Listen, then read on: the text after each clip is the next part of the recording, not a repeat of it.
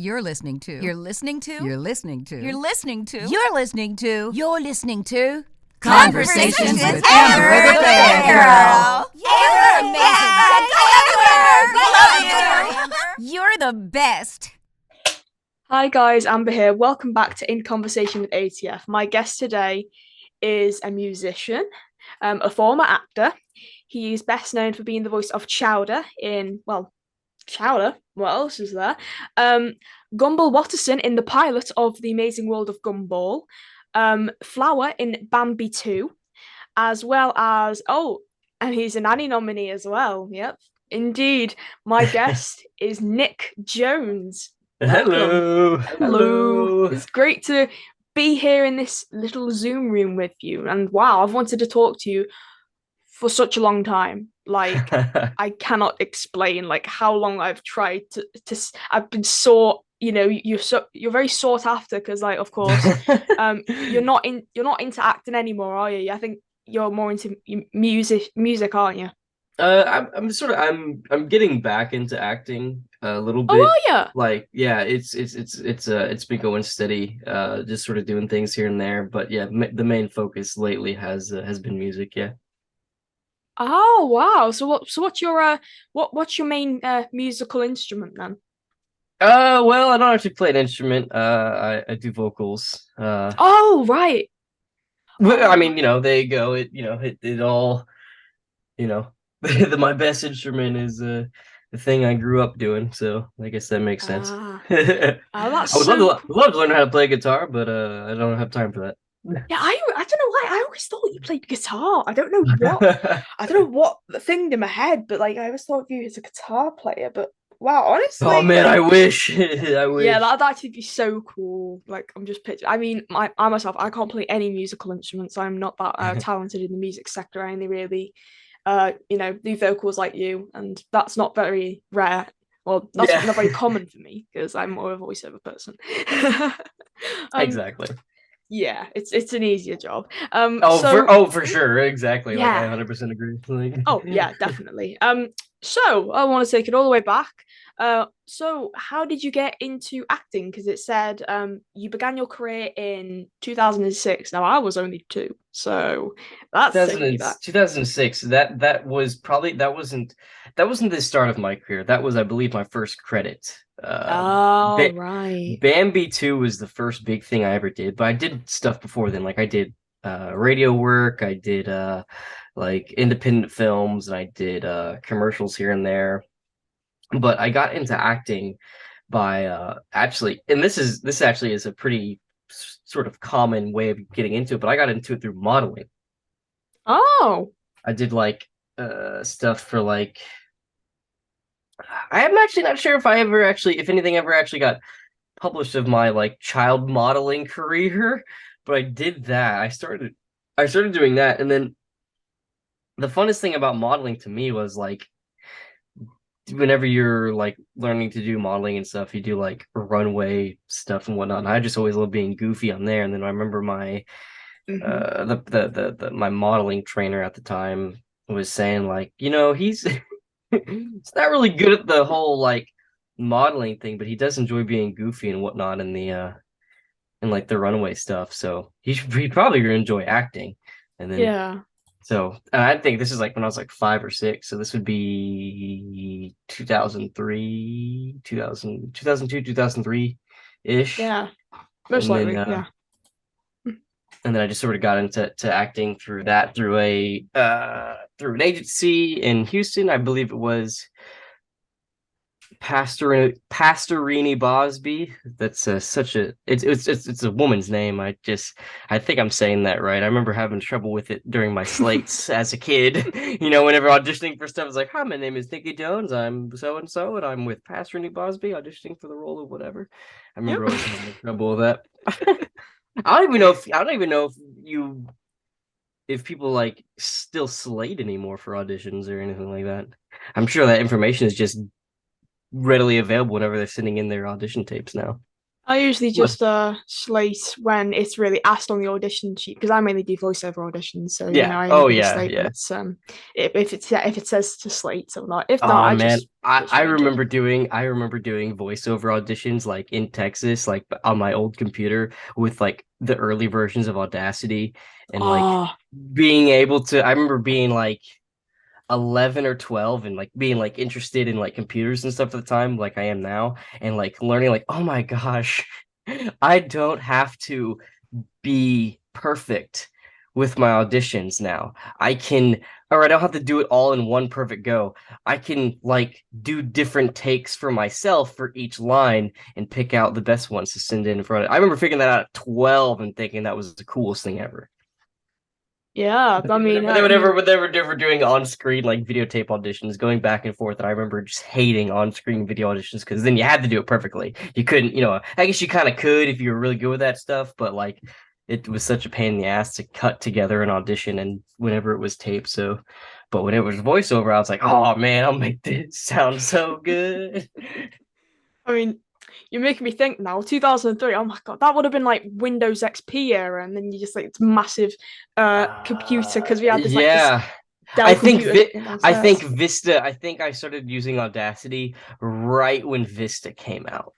So Oh my god, Vista. Yeah. that would have been 2005, 2006, around there. Yeah. Oh my gosh, yeah, you're right. I was gonna say because like I think I remember when I was like 6 or something, we had like one of those touchscreen computers downstairs, and just always going on it to play like Club Penguin or something like that. It's just Yeah, like yeah. the highlight of waking up on like I said Wednesday. I'm in a weekend when I've got specifically nothing to do because I was in primary school, and it's not like Yeah, college now where you have to exactly. learn lines and everything like that. So Bambi 2 was your first screen credit in a film. And of course I'm looking at it, oh my gosh. So obviously everyone knows it's a sequel to Bambi. It's also known as Bambi and the Great Prince of the Forest. You played the character of Flower, Yes. who Yes, I is did. I believe he's a he's a bunny? Or is he He's a skunk. He's a skunk. oh he's So a skunk, it's sorry. it's fun. It's funny that you got that mixed up because Thumper is the bunny, the rabbit.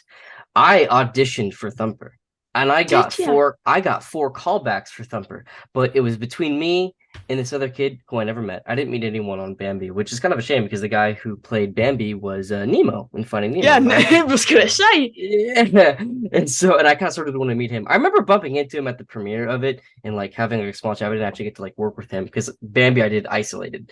But I remember I did four callbacks for Thumper, and then they were like ah, you're it's like we really want you in the movie because you're giving us such good work, but we kind of sort of want Thumper for this other for we kind of want this other kid for Thumper.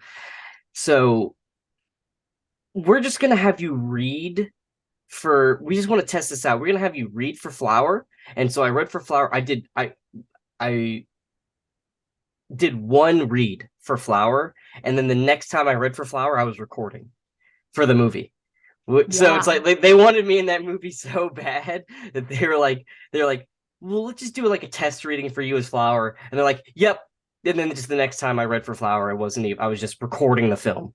So it's kind of interesting how that worked. I did so much. It was just funny because I thinking back on that, I barely remember that stuff because I was so young, but I remember more auditioning for Thumper than I actually remember recording for Flower because I did so much work to get the role of Thumper, and then I got Flower, and then read my lines all of twice for Flower, just because they're like, oh yeah, you're good, perfect.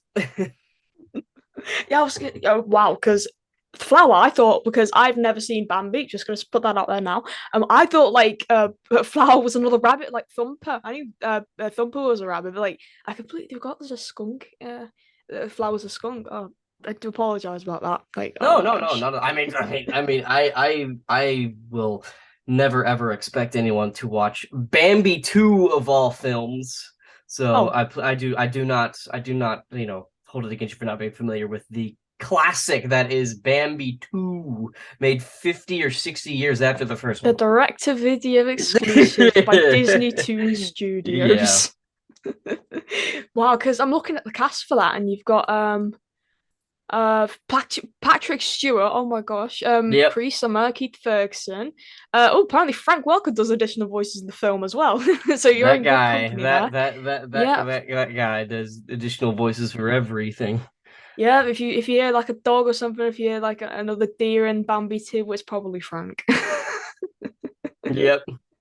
And yeah, of course, as you said, the voice of Bambi was Alexander Gould, who was Nemo. I was wondering if you had met anybody during that, or if you did record with Alexander. But as you said, you met him at the film's premiere, so that's cool. Chowder and Nemo in Yeah. the same film. How's no Yeah. one animated that yet? I was gonna say, yeah, because I remember my friend B freaking drew a picture of Chowder meeting Tigger because I was on the first, because I do a podcast called Vibes Crew with my friends, and the first they had me on their podcast first as a guest, and then I just became really good friends with them.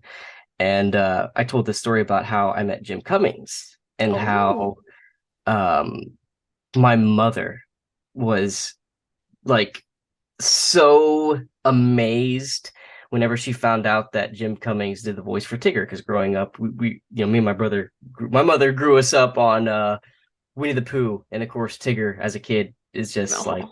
the greatest character ever.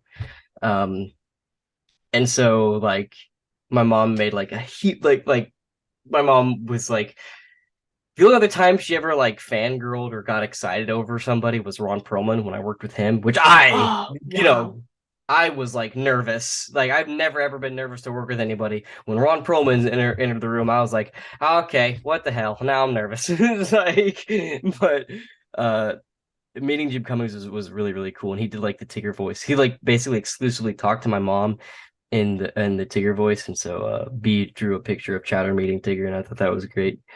But yeah, I guess I it never occurred to me, or I guess yeah, I never like thought about it. I was like, oh yeah, the fact that like Nemo and Chowder were in like those two voices are in the same movie. Again, it's not a great movie. It's a sequel to Bambi, which is so weird, but yeah.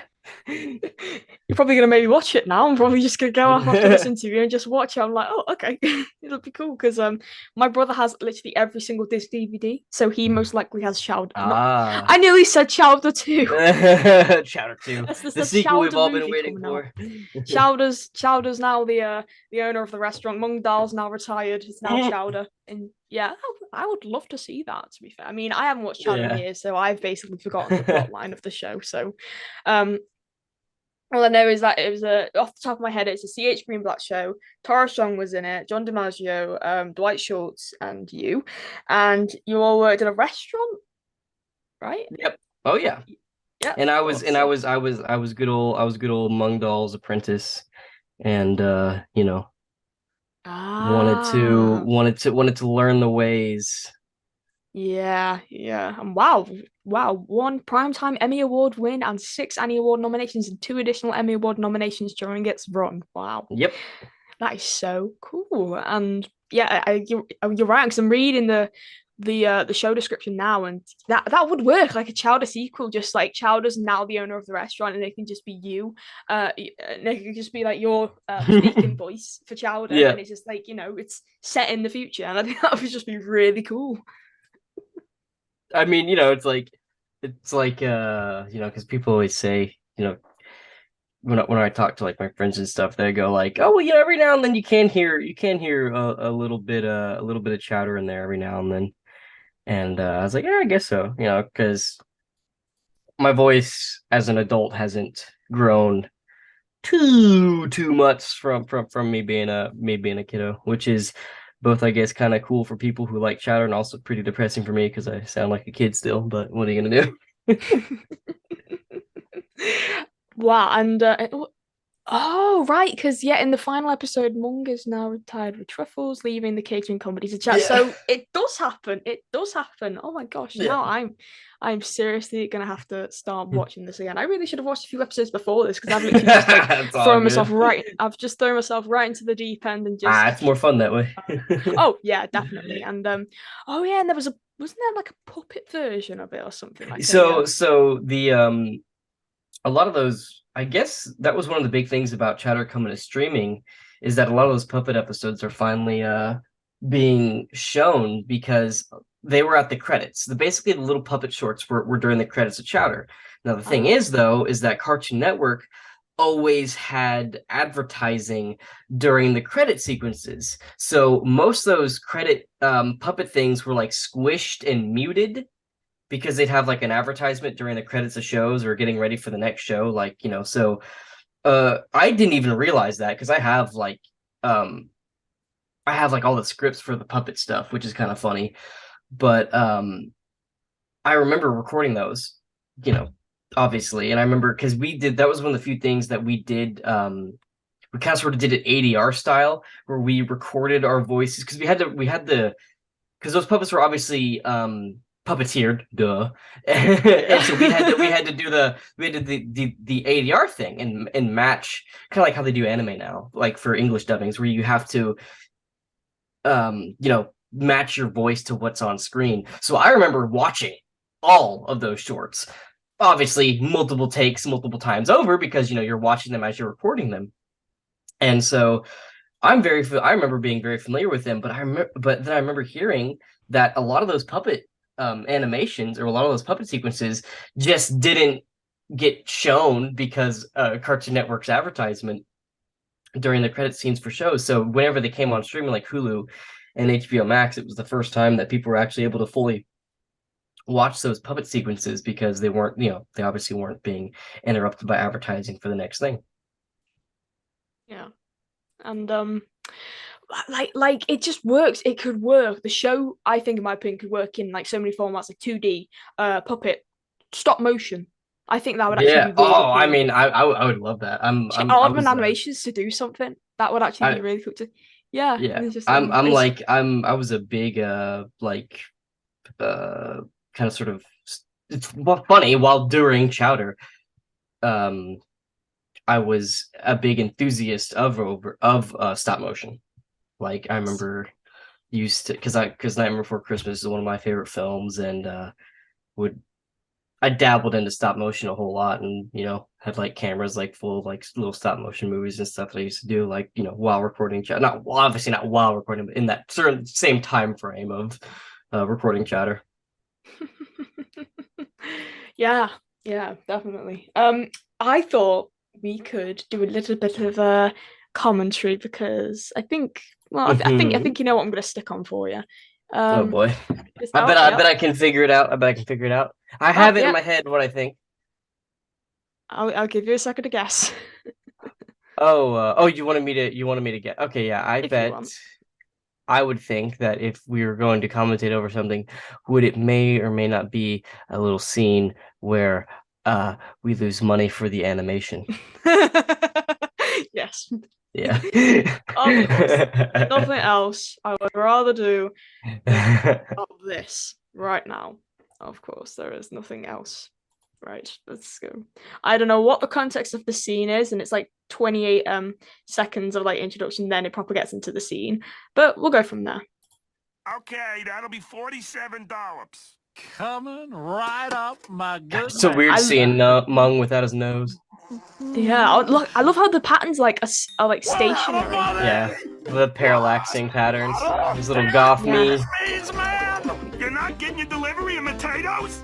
No, worse than that! Your wife is gonna kill you when she finds out you spent all the money? Even worse than that! Even worse than... I give up. I give up. Money means no animation. Here we Where are. are we gonna go? rather. No. John DiMaggio, Dwight Schultz. We've got to save the show. But where are we gonna get the money Me. to pay for it? Oh my gosh! Wow! Look at Tara! Oh my gosh! I love that because like Oh man, I wouldn't have expected John DiMaggio to stand there in a bandana and just do well, that. he was always in he always had like bandanas on and stuff, and so I guess this is the first. So a couple things. First off, a couple things.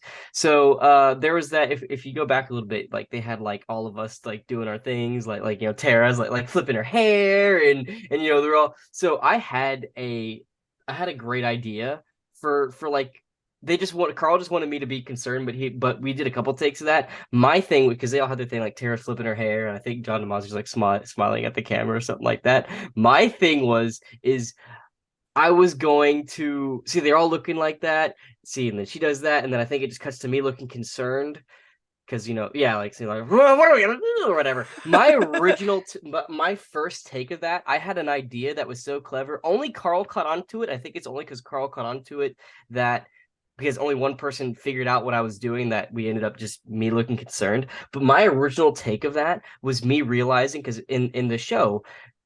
Especially like Chowder, like the character Chowder and all the characters in the show only have 3 fingers and a thumb. Just that's how a lot of shows do it because easier to animate 3 than 4 fingers. Yeah. My original take of that of them looking at us was me realizing that I have a pinky and being really concerned that I have an extra finger on my hand. Oh, that And would I be thought so it was cool. I thought it was so funny. Little kid there holding the stupid sign up. Thought it was so funny that I had recognized. Oh, this will be great. Everyone's gonna laugh at this. It's me recognizing that I have a finger. Only Carl got the joke. So whenever the whole room of people, only one person got the joke.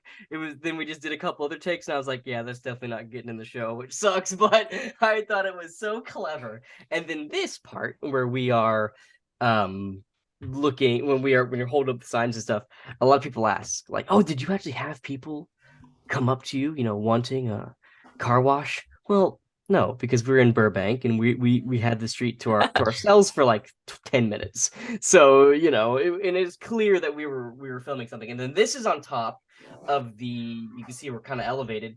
This is on top of the parking garage at Cartoon Network Burbank Studios. Here's John seeing what he can get away with. He's doing John. And then Tara seeing what she can get away with. We made enough. Talk at the animation bar. Okay. Oh man, like that's a segment like I just don't want to end.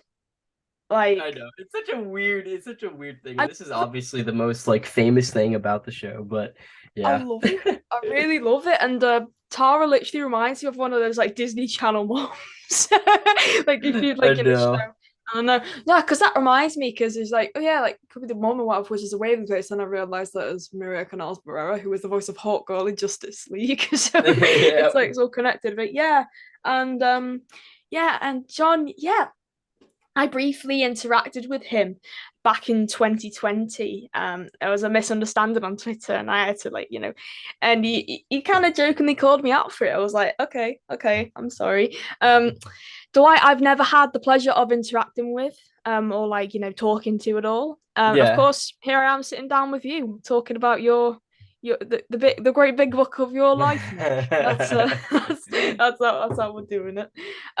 So wow, honestly, that is a really good clip. And I know you had a t-shirt with Chowder on it. Did you always have that, or did they just exclusively make that? That was exclusively made for that scene. I did have an official Chowder shirt. I don't have any of them anymore, and unfortunately I don't have that one that was made for, because those were just made. That was made for the people that were filmed, obviously me, Carl, me, Dwight, John, and Tara. But then Carl also had one. And I think Lewis might have had one too. He was the producer of the show. But they made that for us, to be filmed in it. And I remember we did get to keep them, but I don't know whatever happened to it, unfortunately.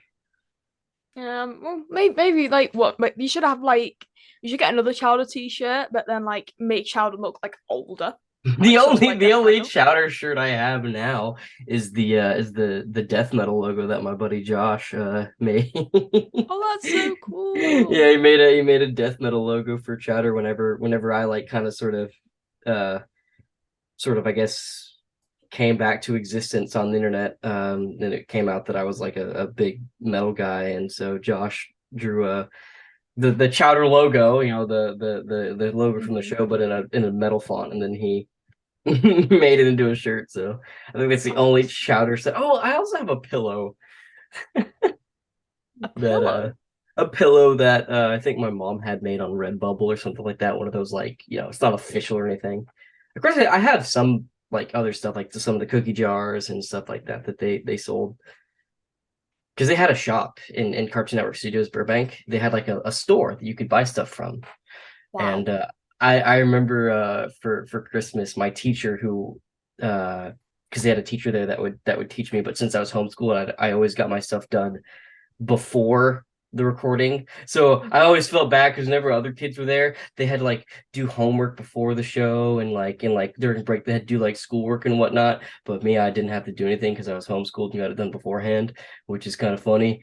But I remember for Christmas, my the teacher there who was such a I think her name was Helen, and she was so sweet. But she bought me, I don't know if you remember the show because I think it's before your time a little bit. You might have been really young when it came out, but a show called Camp Lazlo. Yep, heard of it.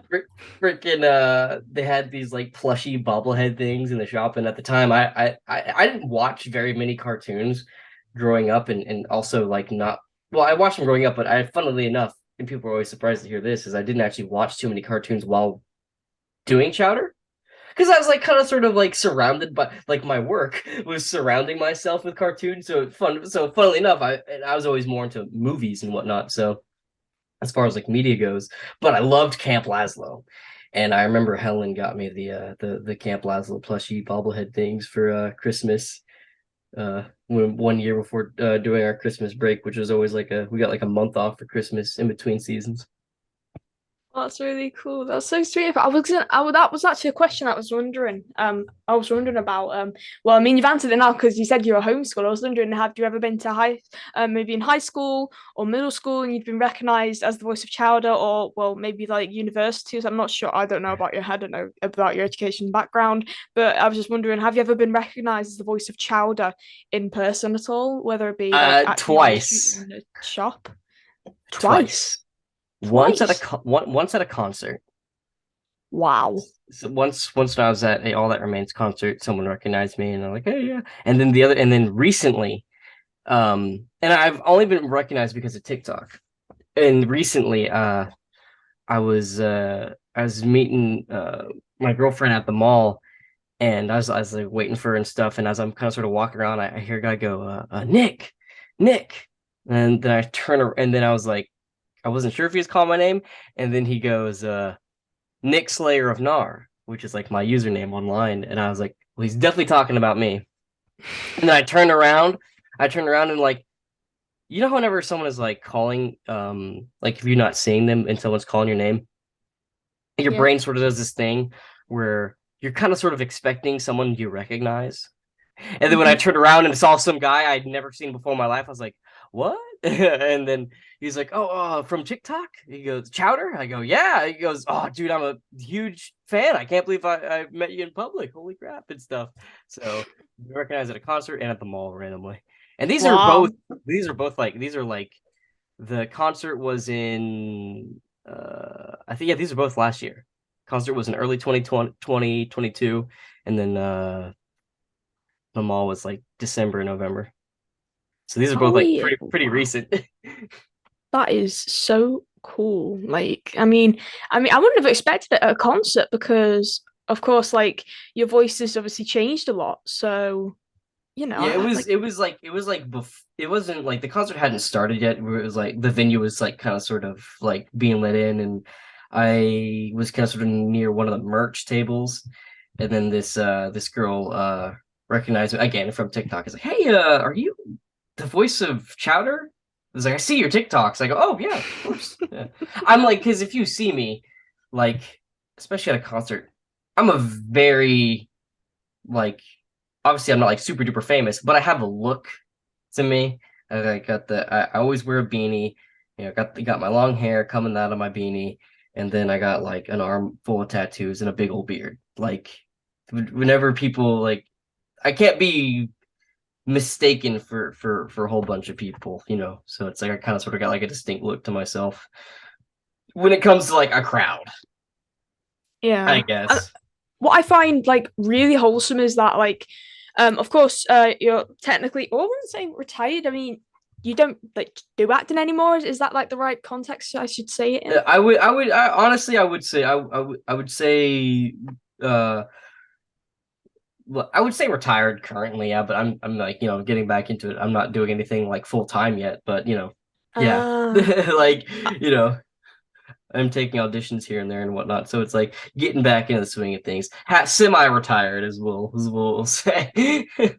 Ah, right. I was gonna say because like I find it like really lovely how you're embracing your former career as Chowder instead of Yeah. like just like Yeah. burying it underneath the ground and just pretending that it never happened, or you're just like not acknowledging like your previous career. I just find it really wholesome that you're into that and you're open to talking about it on a podcast, not just mine but other people's. Yeah. So that's really I think that's really sweet. And It's funny because I never got to experience that stuff while doing it.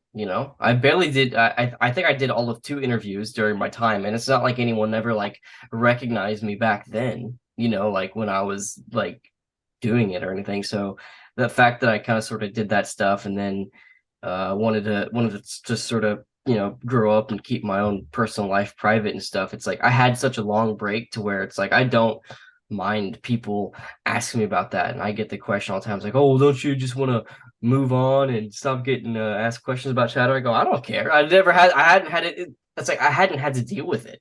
Like no one's asked me about Chowder for 10 years, and now that it's like now that I'm not vanished from the internet anymore, it's like obviously people's questions are going to be about Chowder and stuff, and I have absolutely no problem and no mind talking about it because a lot of people have questions about it because I hadn't been online for such a long time.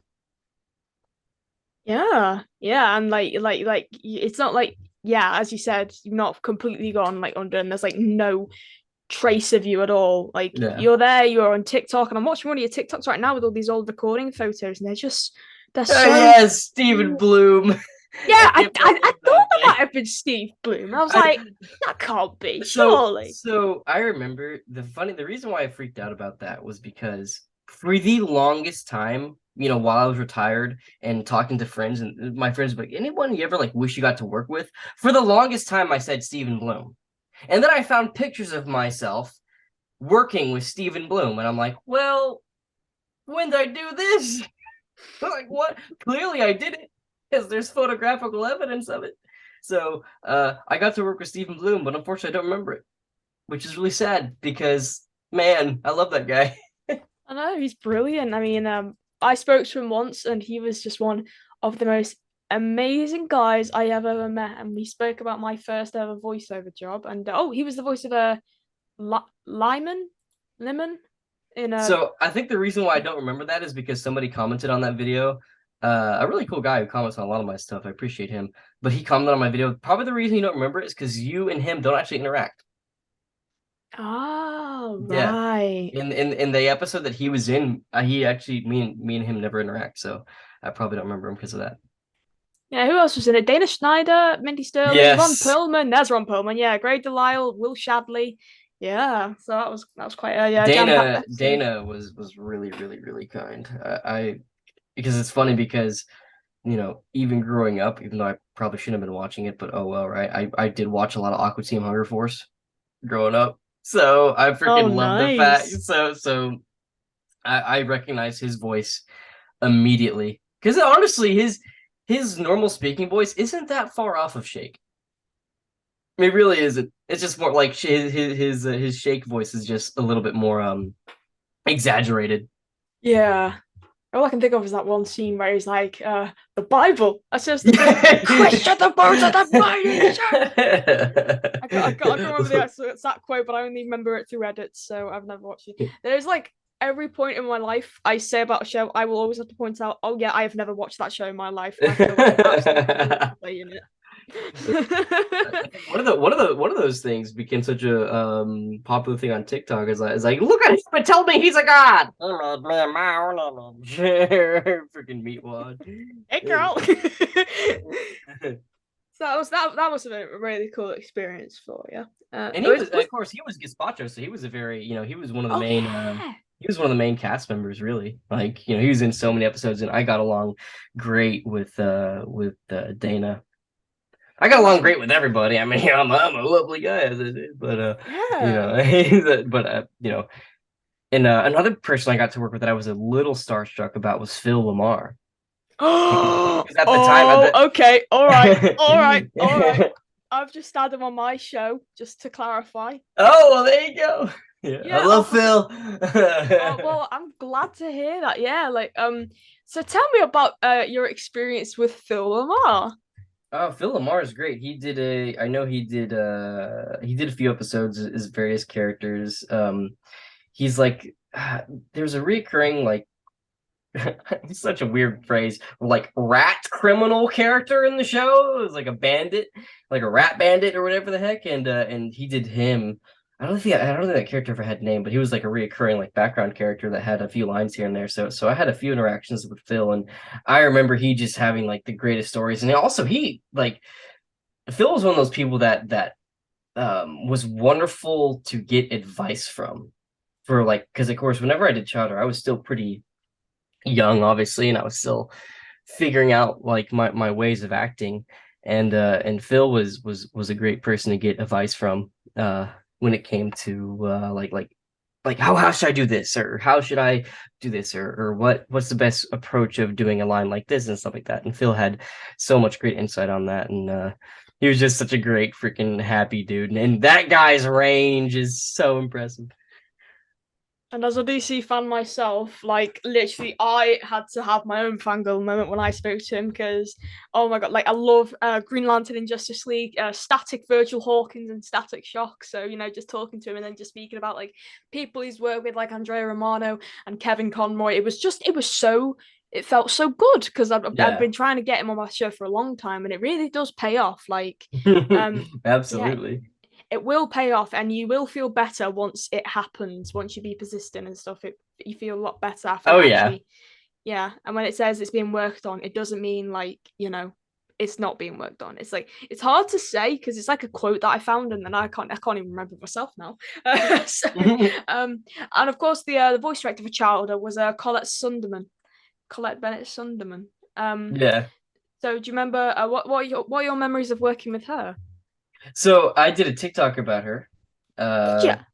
So there was a clip that was going around TikTok of Christian Bale because she directed Christian Bale for like the Batman game at the time, like the Batman movie game. Wow. Like there's a funny clip of Christian Bale going like, "Tell me about the rabbits," and then like it cuts to her going, "Can we do that line again?"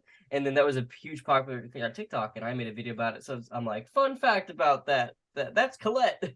That is the voice director for Chowder. She was great. She was. I always say like she was always like a very.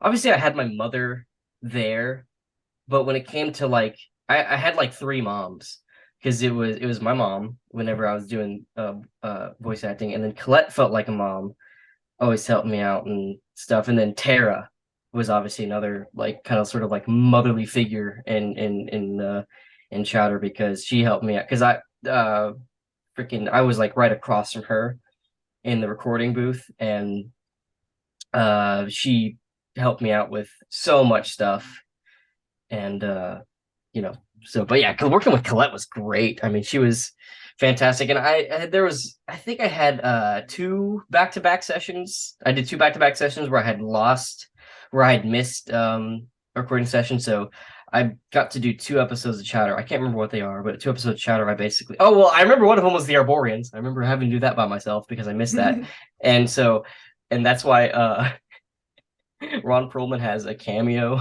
in the Hey It's Kanishmas because the session before that was the Arborians, and then Carl found out that I was a big Hellboy fan at the time. And so he's like, "Oh my gosh, you miss working with Ron Perlman." He goes, and so he wrote Arbor in the Kanishmas episode just to get him in the studio again, just so I could meet Ron Perlman.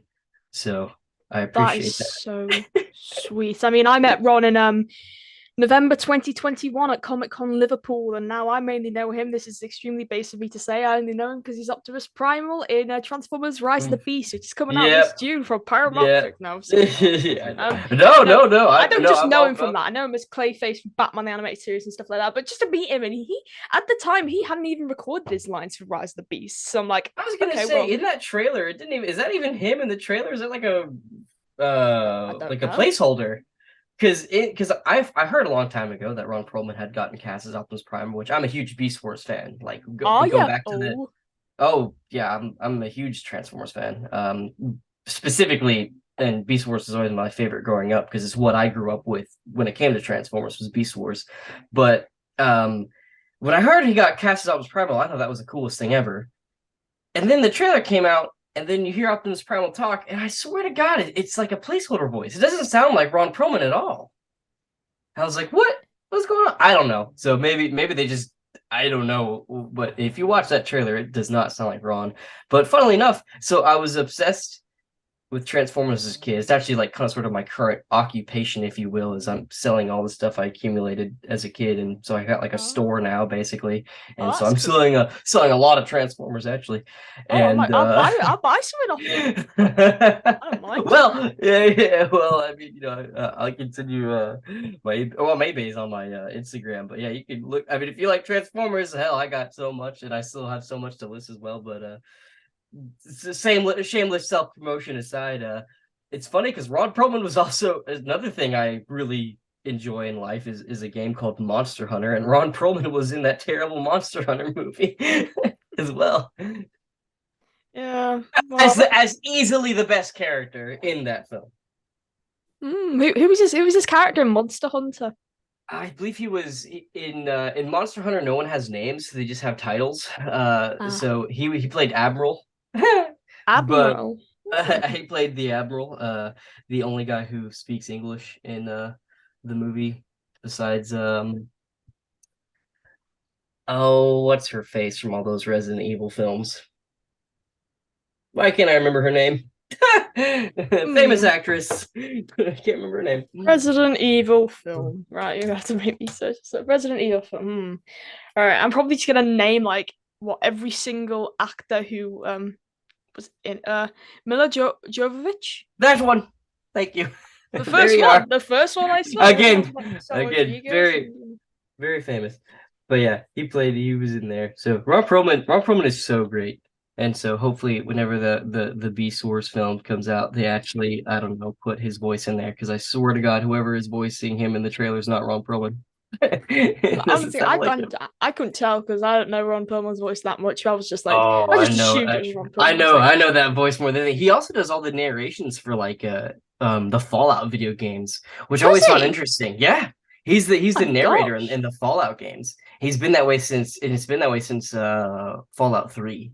So he's been doing that gig for a while. So it's kind of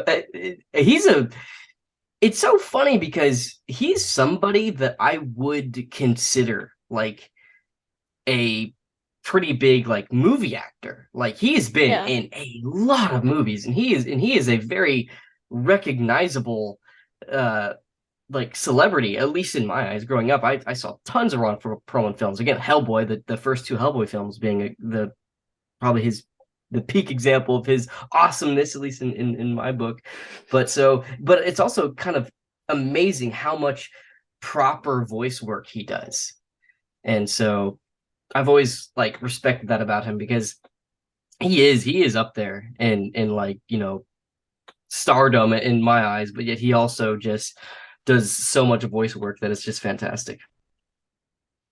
Definitely, because as I said, I know him from Batman the Animated Series because he voiced Clayface, and I didn't find that out until I began my Batman trials. I was like, oh, cool. So yeah, he was a remarkable actor. It'd be really cool to meet him again and then just like talk to him about Rise of the Beast again. But only one can hope, I suppose. So about your Annie nomination. Of course, yes, for those of you who don't know, Nick was nominated for an Annie in 2010. Well, for the the television dedicated to 2009. Up against some great folk: Willow Smith, Dwight Schultz, Danny Jacobs, and of course Mr. Host himself won, Tom Kenny. Yeah, So yeah. what's I always what's the story behind that? So I always say it's kind of funny because I guess pretty much like the 9 or 10 years prior to the 2010 Annie Awards, Tom Kenny was always the host. So he was never able to be nominated for best voice actor. And then the one year I get nominated is the first year that he wasn't the host. It was William Shatner instead. So of course Tom Kenny won. It was like it was basically like we all knew going in that Tom Kenny was gonna win because it was like he's obviously deserved it for the past 10 years of him hosting. So we were all me I remember me and Dwight hanging out before the event in the lovely venue I was gonna say bar. It was a bar, but it was for everybody. Of course, I was young at the time, so I couldn't drink. But it was for everybody. I had my nice Pepsi, as it were, and we were talking, and we were both very well aware that neither of us were going to be winning. But of course, being me and Dwight, it was like, well, I would want you to win. I know I want you to win, all that good stuff. But I was also so it was kind of cool because I also presented at the Annie Awards in Wow. in 2010 with Perry Chang, who was I believe at the time the youngest film critic. I don't know what he does Wow. anymore. So me and him presented together. I was one of the younger voice actors, and he was the youngest professional film critic at the time. And I think he even won an award at some point. So his credentials were pretty cool. Me and him presented best character designer, which it was funny because the reason why this is so much in my memory is because a couple weeks ago, me and my girlfriend got COVID and had to quarantine. So we watched a bunch of like movies or whatnot because we were bored, staying quarantined for 5 days. And Yeah. we watched Encanto. Oh. And I started freaking out when the credits came on because I had a rush of memory because the lead character designer in Encanto was a man by the name of Bill Schwab. And the reason why I remember that so well is because at the Annie Awards, when I was presenting the awards and I had to go, and the Annie goes to Bill Schwab won. Wow. That's so cool. I had this flood of memories of the Annie Awards and watching Encanto because the credits had Bill Schwab in there. I was like, I know that guy. I bet him, but like I've said his name before, and so I always find that funny. And then also it's just kind of cool because since I was a presenter, William Shatner got to introduce me, so I can say that William Shatner has said my name. Oh, that's so cool. What did Bill Schwab won for? What did he win? I think he won for character design. I know, So, but like, what film? it was it was a Christmas movie. I know that, or either a Christmas film or a Christmas short. I forget what it was. Landing. Prep and Landing. Yeah. Ah, I'm gonna look at that. Oh, that's cool. Yeah, there was two character design in a television production. Okay. That's what apparently it's for. Wow, I didn't know he did the lead design for Encanto. I was like, oh my god, that's so cool. I never knew that. And oh my gosh, I have okay, right, okay, you're not gonna believe what I've just run into on IMDb. Oh boy. Oh, look, there he is. Well, hey, there it is. There's me, there's Perry, and then there's Bill Schwab right there. Mr. Encanto himself, designer Louisa, Mirabelle. Who else is there? Bruno. Who's the Dolores? That's her name. Who's the little kid in Encanto? Oh my God, was it Antonio? It might have been Antonio. Antonio. Yeah, Antonio. But who's like the teenage one? What's his name? Camilio. Camilio, yeah. The shapeshifter. Yeah, that's him. Yep. What video games do you play in your spare time if you do? I don't get to play as many games as I want to. But typically whenever I do, it's usually Monster Hunter. Oh, that's cool. Yeah, I play a lot of Monster Hunter. I used to be addicted to World of Warcraft. That's been an ongoing thing ever since I was like 11. But I recently in October decided to stop playing that game again. But I'm sure it's only a matter of time before I play a little bit of World of Warcraft again. Of course, I grew up Yeah. playing like Doom and stuff like that, and Oh yeah. uh, Yeah, most likely. And wow, like I think like for me, Animal Crossing was a big staple of like oh, my um girlfriend still plays yeah. that more than anything. I recently because Really? I never play. I have a Nintendo Switch, but I freaking never play it. So I've had my Switch since like I don't know 2018 or 2019, and then about a month ago I just gave it to my girlfriend and my copy of Animal Crossing. I'm pretty sure she has put in that month more time on my Switch than I had put it in like in 4 years. So I'm like, yep, it's like I got a Steam Deck now too and stuff. So it's like I'm like I don't need this. You can totally have this and just play Animal Crossing. And she definitely gets a good use out of it. I think that's the only game she's played is That's Animal really like that's the only game that she plays on it is Animal Crossing, which is hilarious. So she definitely loves it. Me personally, I get the appeal of it. It's just as far as like grindy farming games go, like I'd rather play something like Monster Hunter because I wanna I wanna hit big dragon with sword. That's how That I makes am. sense. That makes sense. So what are you up to nowadays, Nick? Because I know you said you were thinking of going back into acting and stuff like that. But what are you up to So nowadays aside from TikTok and stuff? I did I did record a pilot for a show that a friend of mine is pitching around to studios as we speak called Into the Fog. Mm-hmm. It I can actually I'll have to send you a link to it because the animatic for the pilot is actually up where you can see recent work I did. I recorded that back in November, Mm-hmm. and so we're hoping to get that. So literally, like hoping to get a show made out of it. He's been working on this show for the past 4 years, getting like all the. It's funny because his name is Nick as well, so I just call him Other Nick. Oh, that's cool. So Nick and Other Nick. It's great because he's playing. He's the creator of the show, but he's also playing the character opposite of me. So the Yeah. two main characters are voiced by people named Nick, and we That is feel so and we cool. feel that is how it should be. So in the credits you just see Nick and Nick. That is so But cool, honestly. so I did that, and I'm actually gonna have him on my podcast next month. And then Ah. so I did that, and then of course I'm currently doing like vocal features for metal bands. I did one with Nether Walker, so I did a vocal feature for them, and then I have another band, Destruction of Planets, that wants to have me as a vocal feature at some point. I'm in talk. I talked to the main guy behind that band a decent amount. Me and him are good friends.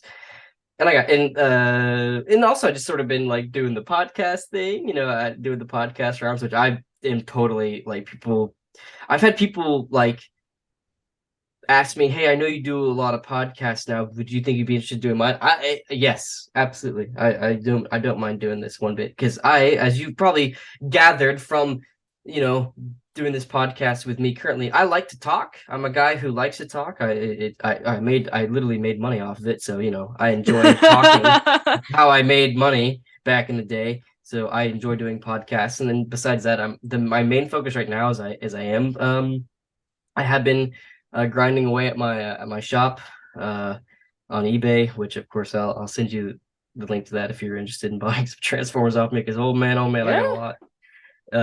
That's also freaking cool that you like Transformers because that was a huge part of my life growing up. And even like I say growing up, also it was like I'm selling stuff now just because I'm trying to downsize and I don't need all these like material things in my life. I've like kind of sort of like as growing up I realized that. But like I mean I think I stopped collecting Transformers when I was 23. So it's not like I grew up, like I was grown up and still buying them. So I don't want to make it seem like, oh well, when I was a kid I bought these. Like no. Yes, I started when I was a kid, but I was still buying them when I was in my 20s. So. it's Well, not the like Transformers got me through the pandemic essentially because like Hell we were yeah. locked down all in our houses. And, like I developed an actual obsession with Transformers. Like I watched the Oh, that's G1 show awesome. animated. So I've been in touch with a lot of the voice actors from there. Like I've of course I've shown you. I've met Frank Welker, Peter Cullen. I've Yeah. spoken to a few of the Beast Wars actors and stuff like that. So Did yeah, that was quite fun. did you ever meet David Kay? I've interviewed him twice, but I've never met him in person. Oh man, okay. So David Kay, and then let's see, this is if you can really make me jealous. If you ever interviewed or had any interactions with Scott McNeil. No. Oh, okay. He played Rat Trap, Dinobot, Waspinator, and Silverbolt in Beast Wars. Oh yeah, he did. Yeah, I think I He did reach. he Yeah, I tried to he reach out, but it is failed. he is a incredible voice actor, and like besides like I think if Stephen Bloom and him are probably my top two voice actors. I think in my opinion, it's just because I love everything those two guys do, and Scott McNeil is just an incredible bloke. And holy moly, again, like people say that to me all the time. You're like my childhood. Freaking Scott McNeil was like literally all four of my favorite characters from Beast Wars. So I don't like he was my childhood for sure. Yeah, I really hope to meet a lot of these in person because David, I'd love to meet in person. Same with Steve, and who's the other one? Oh yeah, I'm doing TF Nation this year, and I'm seeing Oh, that's so David cool. Sobolov and Susan Blue, the actress Susan and Blue, the voice director for Beast Wars. Yeah, she was RC, and then she directed Beast Wars. Yeah, and yeah, she was also RC in Transformers Animated, and then Was she animated, voice yeah. directed Transformers Prime for the first few episodes. Oh, And then, I did not know that. That's Jamie cool. Simone took over. Yeah, and yeah, she's just she's I don't think she does voice direction anymore. She's retired, but she's Okay. really lovely to talk to. Definitely. And the last subject I'd really like to talk about is, of course, the pilot to the Amazing World of Gumball, which I Oh don't think I've yeah. brought up yet. So how come you didn't end up voicing Gumball in the original series, or was it made in like later on, a few years later? What So happened with that? so the thing with Gumball is we did that pilot in I want to say late 2010 Mm-hmm. or maybe mid 2010, and that show didn't get picked up till like 2013 or 2014. So there was already like a long gap between like pilot and because Chowder got picked up with like within a year of us doing the pilot. And that one was a pretty quick turnaround. Gumball took a while, but also basically the thing with Gumball is they really did that. I did not audition for Gumball. I was asked to do that. That was the first thing. Chowder was just recently put on hiatus, so people knew I was free because Chowder was on hiatus and we weren't sure when we were coming back. It turns out didn't ever come back, so we got put on a really extended hiatus, as it were. But so I was asked to do that. I was like, hey, we just have a job offer for you. Like, don't got an audition. We want you to record for this pilot for the show at Cartoon Network Europe, because that's what the studio. It wasn't just. It was specifically the Europe division of Cartoon Network. Now it's Hanna-Barbera Europe. That's what it's called now. Oh, there you go. Yeah, they've renamed it. I knew they changed names. I just didn't know what it was. I didn't know what it was changed to. But so I did the pilot here and it all went well. And again, you can look that pilot up on YouTube. It's weird. It's so weird. It's so different from like you can see like where they're going with it. It obviously a lot of the core like stuff is still in the current Gumball show, but it is so weird and different compared to the current show. But basically the thing is they wanted to have, because how we did it for Chowder was like, in that scene where the animation goes out and we're all in a studio. That's how we recorded. That's how a lot of Western shows were done, is everyone in the studio at once. A lot of people think that was fake. It's like, oh, well, they don't really do that. Everyone always records their own stuff by themselves. Actually, not really. Anime, yes. Anime is very popular nowadays. For dubs of anime, absolutely it's done like that because there is no need for the other person because you have to do it along with the animation. So they're really, bouncing off of people isn't so much as important as making sure you're lines match up with the animation. That's the important part for anime.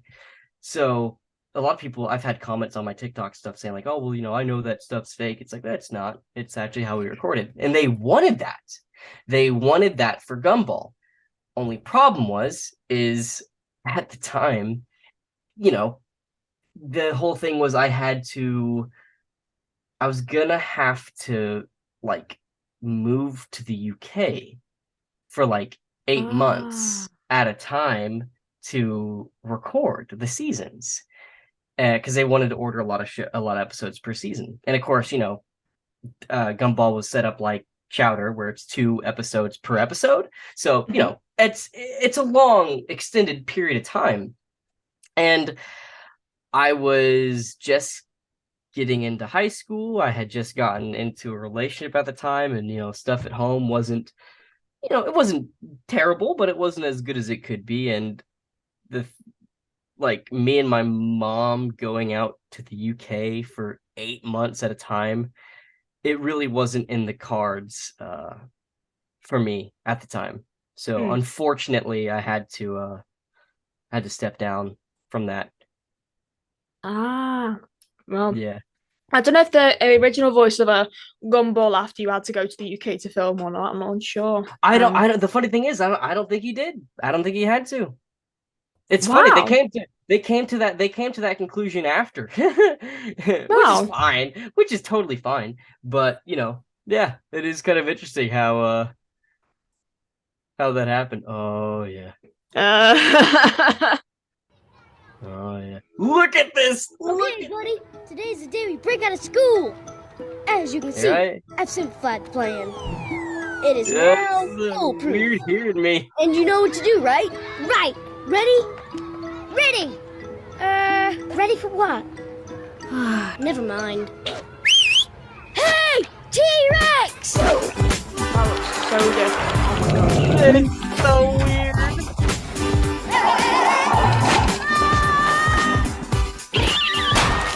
These guys are the same now.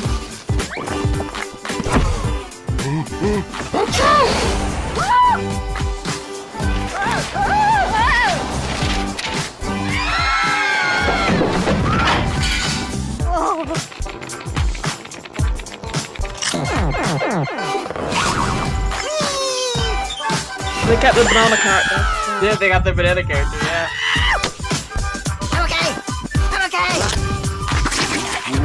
I'm ready to taste freedom! Woo-hoo!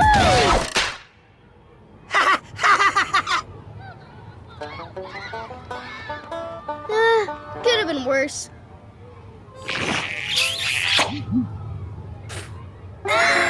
Interesting. There was actually more. This is there was definitely more. I don't know if it ever got released, but there's definitely more to it than that. But yeah. That's so That's weird. Not it. I don't know. well, that is part of it for sure. I just don't think it ever did the. Oh no, I was just gonna say because there was a video suggestion that said Gumball's Mum's OnlyFans. I was like, well, that's definitely not it. Oh. I was like, oh god, yeah, and I completely forgot. Like, I don't know how I've not brought this up. But of course, Chowder obviously recently became popular in the meme world because that episode of Chowder where you say, and nothing can go wrong. Oh no, it all is wrong. I've had family members link that to me. I remember like just being like laying in bed one night, and then my like freaking aunt texted me at 2 a.m. like, oh, I'm scrolling through Instagram reels. Is this your voice? I go, that sure is. I've had people send me that, like, in my family, going like, I keep on hearing your voice on TikTok. It's kind of weird. Watching it now. Yeah. Wow, just like someone said, kudos for Chowder's voice actor. He knew how to be hilarious. Wow, that is like, I completely forgot. How did I not?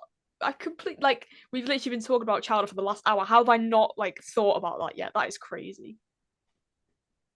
Yeah, it's definitely it's up there. It's definitely interesting. It's definitely interesting how those things like get popular.